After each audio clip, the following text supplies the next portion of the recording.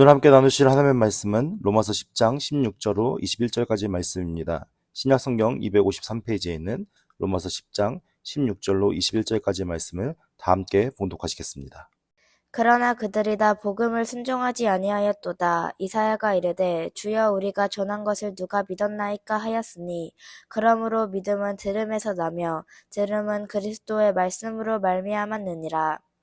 그러나 내가 말하노니 그들이 듣지 아니하였느냐. 그렇지 아니하니 그 소리가 온 땅에 퍼졌고 그 말씀이 땅끝까지 이르렀도다 하였느니라. 그러나 내가 말하노니 이스라엘이 알지 못하였느냐. 먼저 모세가 이르되 내가 백성 아닌 자로서 너희를 시기하게 하며 미련한 백성으로서 너희를 노엽게 하리라 하였고, 이사야는 매우 담대하여 내가 나를 찾지 아니한 자들에게 찾은 바 되고 내게 묻지 아니한 자들에게 나타났노라 말하였고, 이스라엘에 대하여 이르되 순종하지 아니하고 거슬러 말하는 백성에게 내가 종일 내 손을 벌렸도다 하였느니라.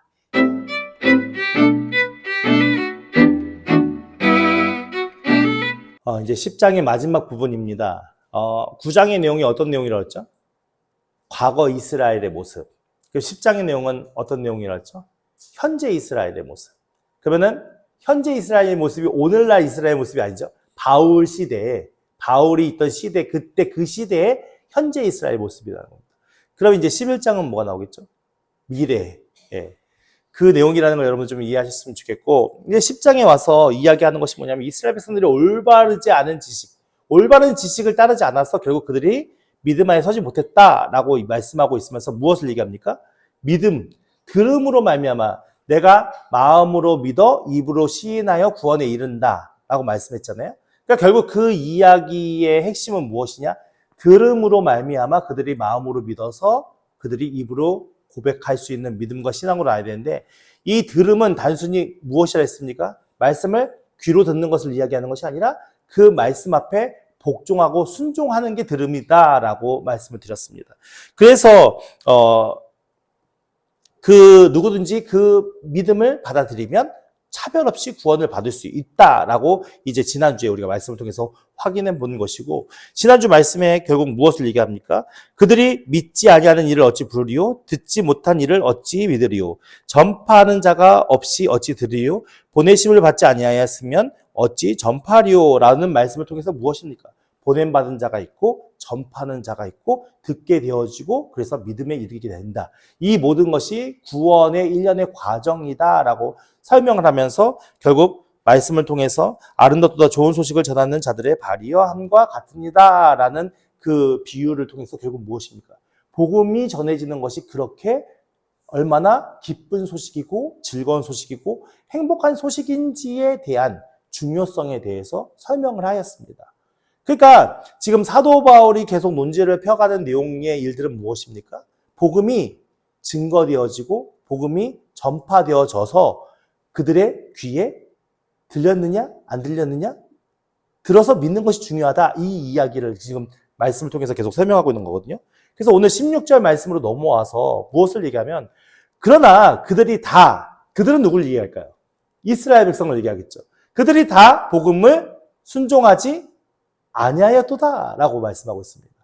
그러니까는 그렇게 복된 소식이고 좋은 소식을 전하는 사람들이 있어서 열심히 복음이 증거되어지고 전파되어지는 과정 속에서 이스라엘 백성들은 그 복음을 들었을까요? 못 들었을까요? 네, 이제 뒤에 이제 설명이 나오는데 복음을 다 들었단 말입니다. 복음을 들었는데 순종했어요? 안 순종했어요? 순종하지 않았대요. 그러니까 이 복음을 들은 거예요? 안 들은 거예요? 엄밀하게 따지면 안 들은 거죠. 그러니까 이스라엘 백성들이 다 복음을 순종하지 아니하였도다라고 이야기를 하면서 어떤 비유를 하면, 이사야가 이르되 주여 우리가 전하는 것을 누가 믿었나이까 하였습니다. 이것은 이사야 53장 1절 말씀이거든요. 이사야 53장의 내용이 무슨 내용인지 잘 아시죠? 이사야 53장의 내용이 무엇을 얘기하냐면은 고난받는 종에 대한 얘기예요. 고난받는 종. 그래서 우리가 잘 아는 말씀 있죠. 그가 찔림은 우리의 허물 때문이요 그가 상함은 우리의 죄악 때문이라. 그가 징계를 받음으로 우리가 평화를 누리고 그가 채찍에 맞음으로 우리는 나음을 받았느니라. 우리는 다 양 같아서 그릇 행하여 각기 제 길로 갔거늘 여호와께서 우리 모두의 죄악을 그에게 담당시키셨도다라고 이사야가 이 말씀을 증거하거든요. 고난받는 종에 대한 말씀. 근데 이 고난받는 종의 말씀을 설명하기 직전에 뭘 얘기를 했냐? 우리가 전한 것을 누가 믿었느냐? 여호와의 말이 누구에게 나타났느냐라고 말씀하고 있는 거예요. 그러니까 결국 그 이사야 시대에 그 시대의 이사야가 지금 하나님의 말씀을 대언하면서 그 미래 메시아가 오셔서 고난받아야 할 그 많은 일들에 대해서 쭉 설명을 하고 있잖아요. 근데 이사야 시대에 이스라엘 백성들이 믿었다는 얘기예요? 안 믿었다는 얘기예요? 네, 안 믿었다는 얘기예요. 그러니까 너희가 이사야가 경고한 그 고난의 메시아의 고난의 종에 대한 그 예언의 말씀들을 너희가 믿었냐 안 믿었지 않냐? 그러니까 이사야가 그렇게 얘기했다. 그 말씀을 전하기 전에 뭐라고 얘기하면 주여 우리가 전한 것을 누가 믿으리까? 그러니까는 이 의미는 긍정적인 의미를 담은 거예요? 부정적인 의미를 담은 거예요? 부정적인 의미죠. 절망적인 의미를 담은 거죠. 지금 내가 이 이야기를 전하는 걸 누가 믿겠습니까? 라는 심정으로 이사야가 지금 말씀하고 있는 거거든요. 그러니까는 이스라엘 백성은 우리가 좀 다른 의미로 생각해야 되는 게 이방인들은 하나님에 대한 지식이 전혀 없었잖아요. 그러니까 이스라엘 백성들은 하나님의 지식이 이미 부족함이 있었잖아요. 그건 희한한 거죠. 하나님을 믿는데 예수님을 안 믿어. 하나님을 믿는데 메시아는 안 믿어. 이게 너무 이상하잖아요. 그러니까 오늘날 우리가 조심해야 되는 건 무엇이냐면 우리가 신앙생활하고 종교생활하고 믿음생활을 한다는 거예요. 믿음생활이 무엇인지를 모르고 복음이 무엇인지를 모르면 이스라엘 백성처럼 자기가 믿고 싶은 하나님을 믿는 거예요.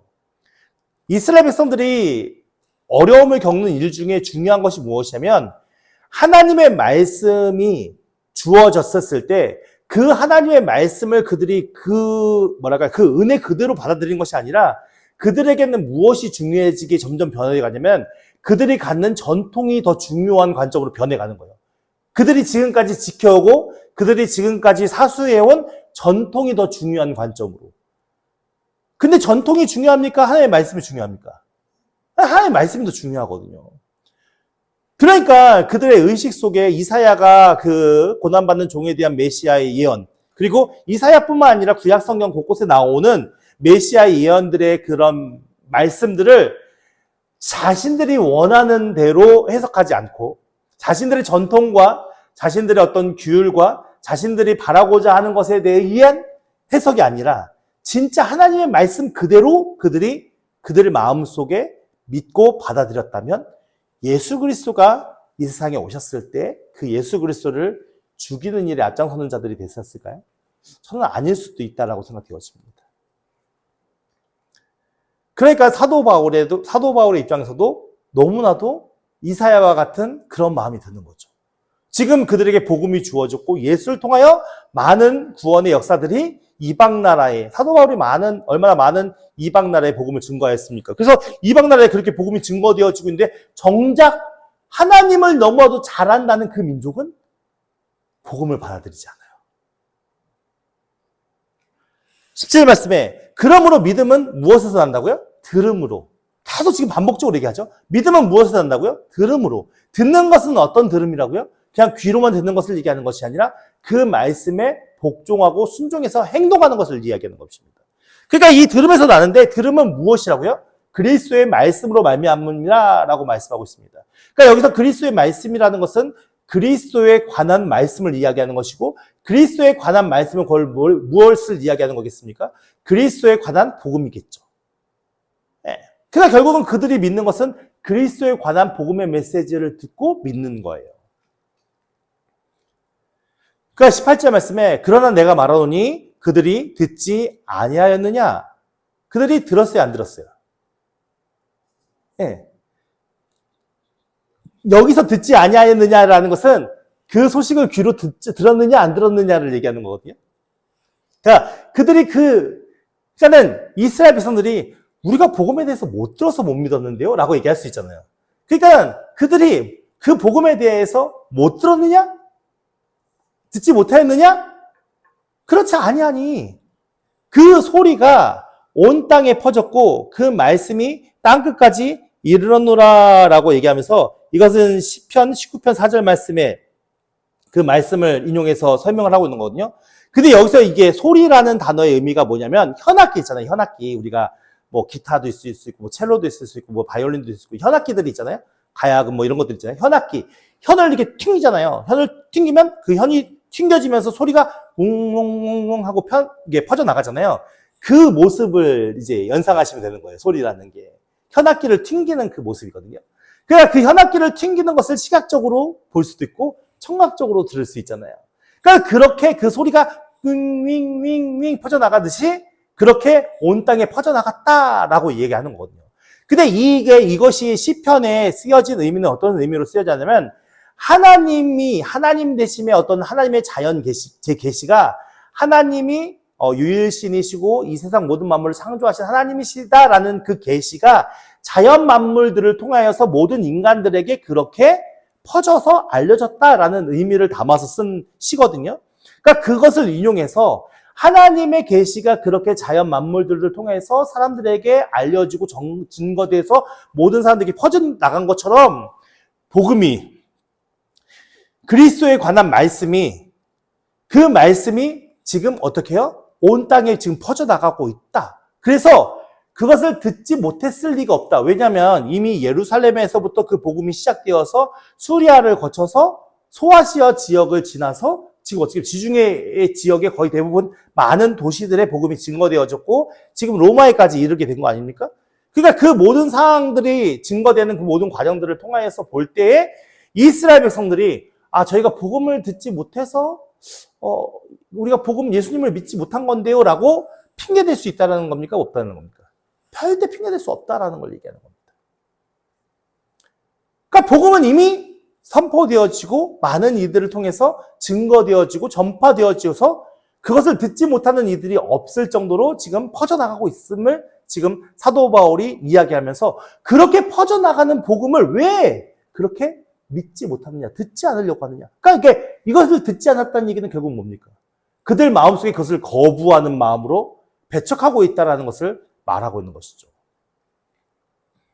근데 19절 말씀에 그러나 내가 말하노니 이스라엘이 알지 못하였느냐. 이스라엘이 알지 못하였느냐라는 이 의미를 우리가 좀 더 쉽게 이해하려면 어떤 의미냐면 이스라엘이 이해하지 못하였느냐라고 생각하시면 될 것 같아요. 그러니까 지금 이 복음에 대한 일들, 이 모든 하나님의 말씀에 대한 일들이 이스라엘이 이해하지 못해서 못 믿었냐? 이 얘기를 하는 거거든요.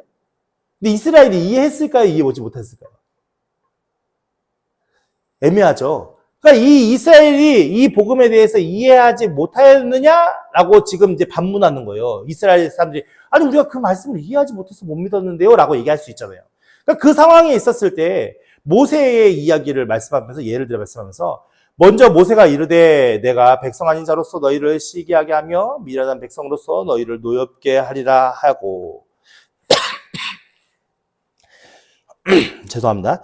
이게 신명기 32장 21절에 나오는 말씀인데요. 신명기 32장의 말씀은 무엇을 얘기하는 거냐면 이제 모세가 이제 자신의 죽음이 얼마 앞둔 상태에서 마지막으로 이스라엘 백성들에게 이제 설교를 하는 말씀인데요.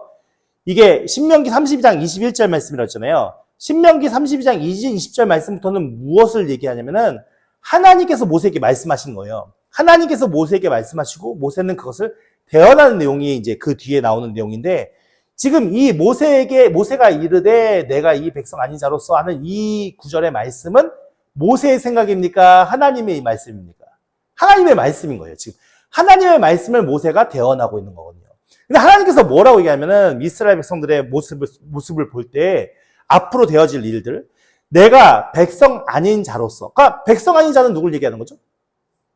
이방인들을 얘기하는 거죠. 지금 하나님이 백성 삼은 민족은 누구예요? 이스라엘 백성들 있잖아요.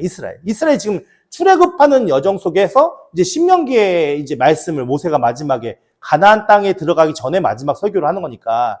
그러니까 내가 지금 백성 삼은 이들은 이스라엘인데 지금 여호와 하나님께서 그 이스라엘 백성들에게 뭐라고 말씀하시냐면 내가 백성 아닌 자로서 이방인들이겠죠? 이방인들로서 너희를 시기하며 하며. 그러니까 시기한다는 말이 뭐예요? 뭐가 있는데 저게 너무 갖고 싶은 거. 너무 저걸 차지하고 싶은 욕구가 내 마음속에서 막 일어나는 거죠. 그게 시기라는 단어의 의미거든요. 그러니까 이스라엘 백성들이 다른 백성을 보면서 저거 내가 가져야 되는데 내가 왜 나는 우리는 없어? 라는 그런 욕구가 마음속에서 막 불밀듯 일어난다는 걸 말씀하고 있는 거예요. 그러니까 시기하게 하며 미련한 백성은 뭐예요? 지혜로운 백성은 하나님을 안 하는 백성이 지혜로운 백성이고 미련한 백성은 뭐예요? 예, 없는 우상신을 섬기는 거예요. 존재하지도 않는 우상신을 만들어 섬기는 것이 미련한 백성이죠. 왜냐하면 진리와 생명 되신 하나님께서 천지 모든 만물을 창조하신 하나님께서 지금 이스라엘 백성들을 다스리고 계시잖아요. 그걸 아는 것이 지혜로운 백성이고 미련한 백성은 하나님을 몰라. 그 자신들이 뭔가 의지할 존재가 필요하니까 그 의지할 존재로 우상을 만들어내거든요.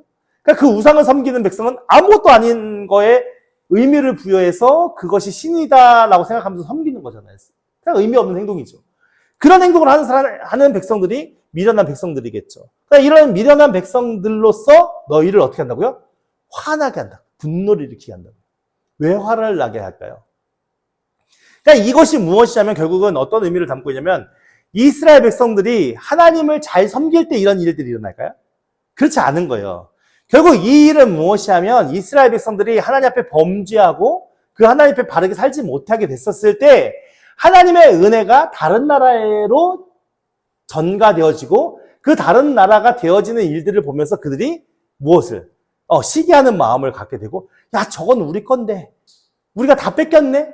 그러니까 어떤 그런 시기하는 마음이 일게 되고 또 다른 한편으로는 왜 우리는 저게 없어 하면서 분노하는 마음을 갖는다는 거예요. 그렇게 하신다는 거예요. 누가? 하나님께서. 근데 그렇게 하시는 이유가 뭐죠? 죄를 깨닫고 돌아오라고. 하나님을 찾으라고. 결국 하나님께서 이 모든 일들을 하시겠다는 의미에 담겨져 있는 메시지는 무엇이냐면 내가 다른 민족을 통해서 너 열받게 할 거고 화나게 할 거야. 근데 그 열받은 거 화남을 통해서 결국 무엇을 하라는 거예요? 내가 전능하신 하나님이라는 걸 너희들이 깨달아서 너희들이 범죄하고 잘못한 것을 회개하고 돌아와. 그러면 그들에게 뺏겼던 시기하고 분내는 것들이 너희에게 다시 돌아올 수 있잖아. 지금 이걸 교육하고 있는 거거든요. 그러니까 지금 이 메시지 상에서는 뭘 얘기합니까? 하나님께서 복을 주시고 은혜를 주시는 모든 내용들이 이스라엘에만 국한된 게 아니라는 것을 말씀하고 있는 거예요.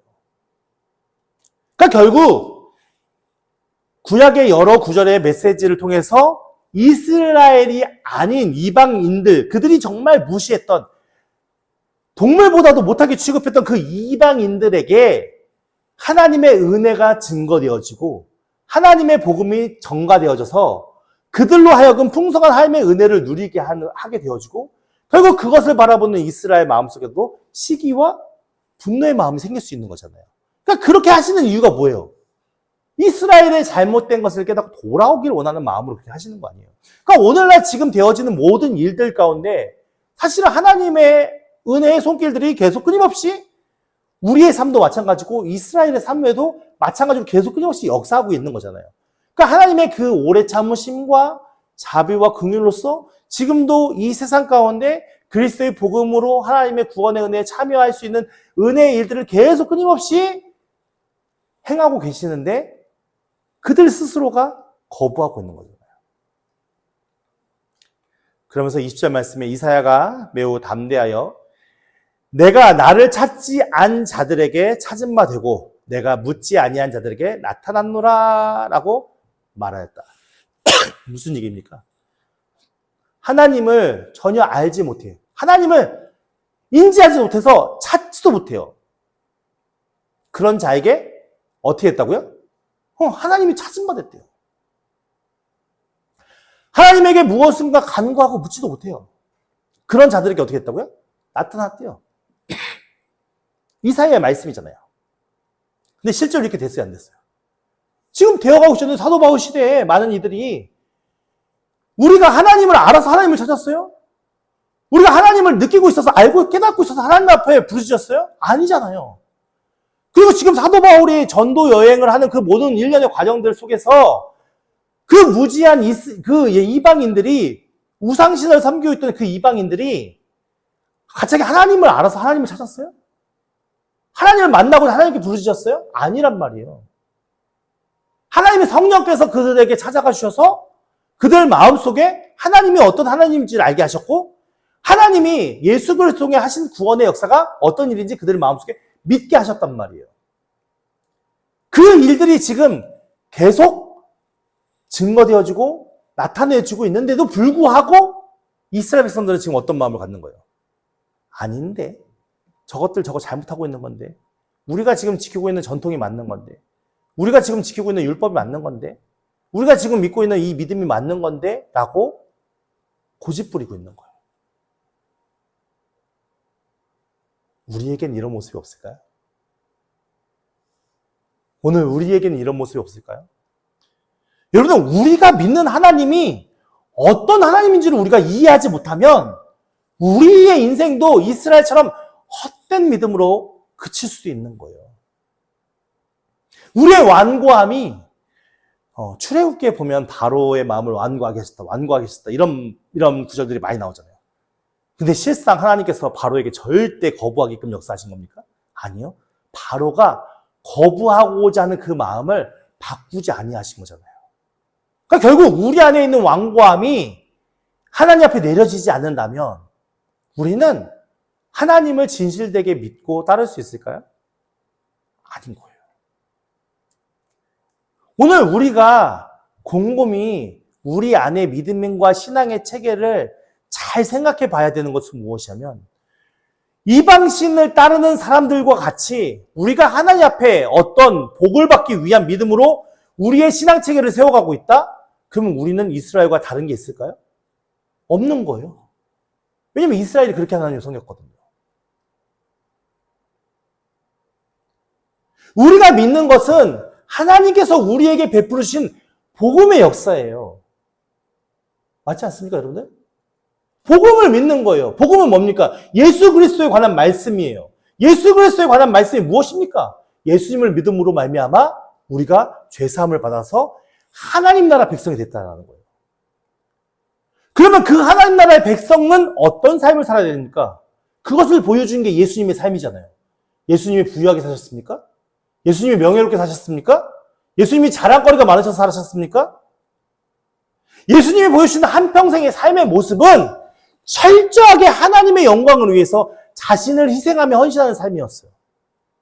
무엇을 위해서? 그 하나님께서 이루실 하나님의 귀한 복음의 일들을 이루시기 위해서. 그렇다면 우리가 그 예수 그리스도의 복음의 메시지를 믿는다면 우리는 어떤 삶을 살아야 할까요? 우리를 통해서 그 메시지, 하나님의 복음의 역사가 증거되어지는 삶을 살아야 되는 게 맞는 삶이잖아요. 그게 복음을 알고 복음을 믿는 자잖아요. 많은 목사님들이 이 복음에 대해서 예화로 설명하실 때 우리 가족들 중에 암 환자가 있는데 어느 날 신약이 개발이 되어져서 이 약만 먹으면 암이 낫는 거예요. 그걸 알았단 말이에요. 그러면 그 약을 가지고 지금 우리 가족들이 암으로 고통당하는 그 사람들에게 약을 먹이지 않을 자가 어디 있느냐 이거예요. 억지로라도 먹이겠죠. 그런 마음으로 복음을 전해야 된다라고 많이 목사님들 많이 얘기하신 거 여러분들 들은 기억나죠? 저만 들었나요?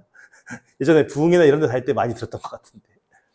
무엇이냐면은 내가 복음이 얼마나 귀한 줄 알고 내가 복음이 얼마나 우리의 삶 속에서 가장 존귀하고 없어서는 안 될 것이라는 것을 안다면 우리가 가만히 아유 나는 구원받았으니까 괜찮아 이렇게 살 수 있을까요? 그럴 수 없다라는 거예요. 지금 사도 바울이 자신의 모든 것을 희생하면서 자신의 모든 것을 걸고 복음을 증거하는 이유가 무엇입니까? 복음이 얼마만큼 중요하다는 걸 알기 때문에 그런 거예요. 그것이 얼마나 우리에게 필요하고 우리에게 가장 소중한 것인지를 알기 때문에 그런 거잖아요. 그러니까 진짜 하나님을 알고 예수님을 믿는 우리라면 우리의 신앙 체계가 어떻게 변해야 되냐? 내게 주어진 하나님의 것으로 말미암아서 그것을 사용하여서 내가 하나님의 복음이 증거되는 현장 속에 쓰임받기를 원하는 마음으로 우리의 삶의 체계, 신앙 체계를 그렇게 만들어가는 게 진짜 하나님을 알고 복음을 아는 자들의 삶이지 않겠습니까? 근데 우리는요, 아주 우리 안에 제 모습을 볼 때 어찌나 교활하고 어찌나 사악한지 딱 세상에 좋아하는 일과 하나님의 일에 딱 양다리 걸쳐가지고 이것도 하고 싶고 이것도 하고 싶고 두 개를 같이 다 갖고 싶은 마음으로 하나님 앞에 딱 저울질하는 제 모습을 보는 거예요. 세상에서도 명예롭게 잘 살고 싶고 복음의 일들도 감당하면서 살고 싶고 하나님께 영광받고 칭찬받고 싶은 마음도 있고. 근데 그게 모두 다 나쁘다고 얘기할 수는 없겠지만 중요한 건 우리의 마음의 핵심이 우리의 마음의 중심이요. 우리의 마음 속에 내면의 깊이 내재되어 있는 우리의 마음의 중심이요. 진짜 하나님을 바라고 원하고 있습니까? 진짜 내게 모든 것을 주신 하나님 앞에 나의 모든 것으로 나아가고자 하는 그런 마음의 소망이 우리 안에 있습니까? 저는 여러분들은 있을 거라고 믿습니다. 근데 제 안에 보니 거의 찾아볼 수가 없더라고요. 아직도 물질에 매여서 막 고민하고 막 괴로워하는 내 자신의 마음속에 그것을 더욱더 간절히 바라는 욕망. 아직도 세상의 명예와 욕심에 그것을 더욱더 바라면서 내가 이렇게 목회를 하면서 이렇게 성공한 목사가 되고 싶은 그 욕망. 내려놔지지가 않는 거예요.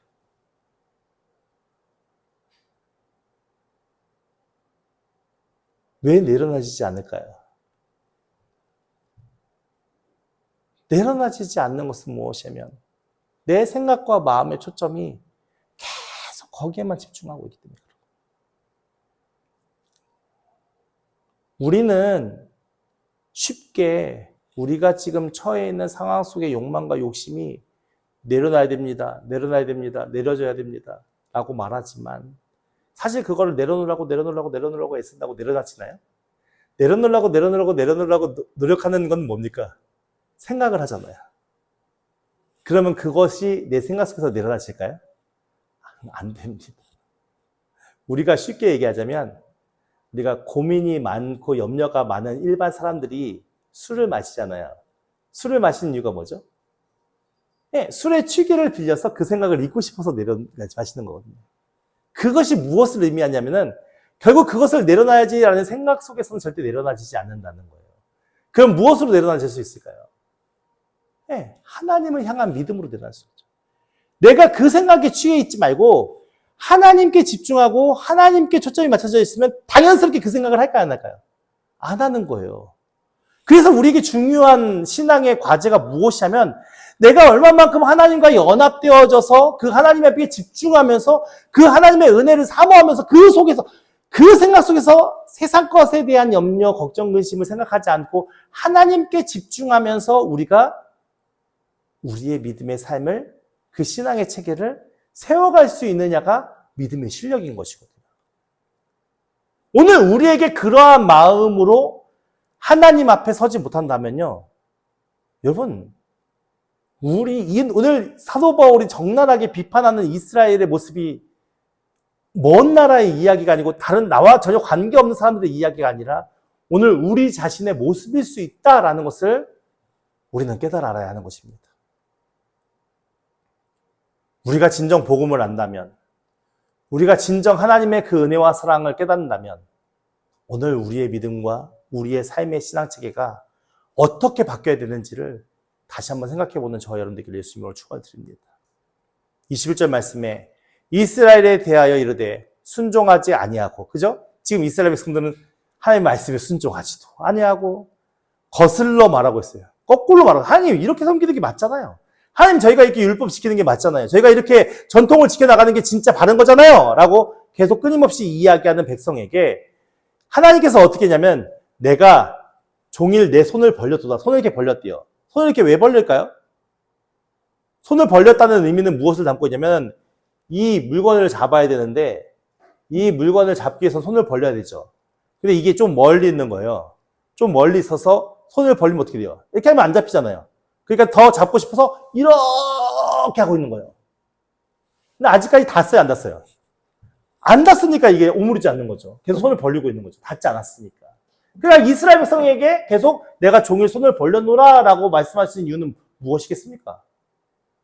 네, 깨닫고 돌아오라는 거죠. 하나님은 지금도 끊임없이 우리에게 깨닫고 돌아오기를, 그 하나님 앞에 진짜 하나님과 친밀한 교제 안에서 그 하나님이 우리에게 세상에 주는 기쁨과 자랑과 욕망과 욕심, 그것으로 채워지는 기쁨이 아닌 진짜 우리를 창조하신 하나님이 가지신 그 하나님의 그 기쁨으로, 우리의 그 충만함으로 우리에게 그 은혜를 허락하고 싶으신데, 우리의 관심사는 적당히 세상과 하나님을 겸해서, 하나님 적당한 은혜 주세요. 그리고 내가 그걸 가지고 열심히 세상에서 잘 살게요. 이런 마음으로 우리가 하나님을 대하고 있으니 하나님께서 제발 양다리 걸치지 말고 제발 내 손을 잡아라는 의미로 그 손을 지금도 우리 가운데 내밀고 계시는 것 아니겠습니까? 오늘 우리가 말씀을 듣고 지혜로운 자가 된다는 것은 결국 무엇입니까? 하나님께서 내밀고 있는 이 손을 우리가 잡고 그 하나님으로 다가가는 것, 그 하나님 앞에 좀 더 나아가는 것, 그 하나님을 더욱더 간절히 사모하는 것, 그것이 우리의 신앙의 궁극적인 목표와 목적이 아니겠습니까? 여러분, 이 은혜를 우리 마음 깊이 새기는 저 여러분들에게 예수님을 축원드립니다. 그래서 더 이상 우리가 다른 어떤 무엇에, 다른 것으로 우리의 기쁨과 우리의 만족을 채우고 우리의 원하는 것을 얻기 위해 하나님을 이용하고 우리가 이루고자 하는 욕심을 위해서 하나님을 이용하고 이렇게 우상신을 섬기는 것처럼 하나님을 섬기는 것이 아니라 우리를 구원하시기 위해 이 땅에 오신 예수 그리스도의 복음의 은혜가 무엇인지를 더 우리의 마음 가운데 깊이 새기면서 그 은혜와 사랑을 우리 주변에 주어가고 고통당하고 어려움과 많은 괴로움 가운데 있는 이들에게 증거할 수 있고, 그리고 그로 인하여서 하나님 앞에 믿음의 열매를 맺을 수 있는, 곧 보냄받은 자의 사명을 감당하는 것이 오늘 우리에게 얼마나 중요한 우리의 사명인지를 깨닫는 저 여러분들에게 예수님으로 축원드립니다. 그리고 그 사명 앞에 우리가 더 이상 외면하지 마시고 이스라엘 백성처럼 배척하지 마시고 그 사명 앞에 하나님을 믿는 믿음으로 순종하는 저 여러분들에게 예수님으로 축원드립니다.